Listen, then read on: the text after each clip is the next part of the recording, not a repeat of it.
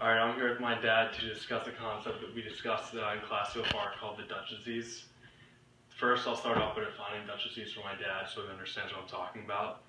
The Dutch disease has a negative impact on an economy of anything that gives a rise to the sharp inflow of foreign currency, and this can be related to large discovery of oil reserves. And the currency inflow leads to a currency appreciation, making the country's other products less price competitive on the export market.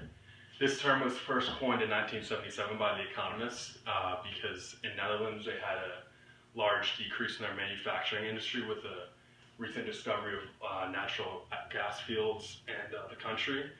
It also happened in Venezuela in the 1920s, along with the UK and Norway in the North Sea in the 1970s. And to further go into this, the Ripczynski's theorem needs to be understood because the industry intensive and the growing factor will expand with this effect, and the other will contract, for example, the manufacturing industry in Netherlands. Under these conditions, the capital labor ratios are not affected, but the price, for example, of widgets and gadgets would be affected because of the investments.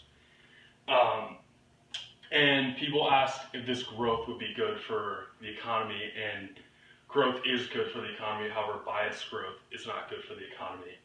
And when a country puts all of its resources into one commodity, that makes it bad for the economy as a whole. And to answer the simple question of why this would be bad for trade, I'll start off by saying commodity booms can cause economic trouble.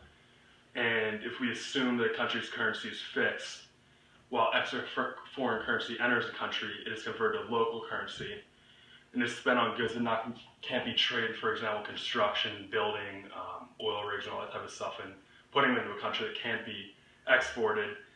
And as the foreign currency is changed to local currency, the money supply rises, and extra domestic demand pushes up domestic prices. And that results in appreciation of the real exchange rate, and a unit of foreign currency now buys fewer services in the domestic economy than it did before. So the country loses competitiveness, and it causes commodity prices to fluctuate.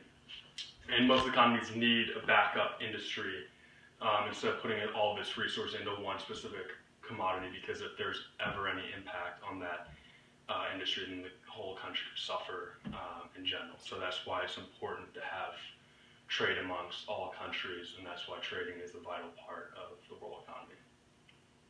And that's Dutch disease for explanation like that. Very good. Thank you.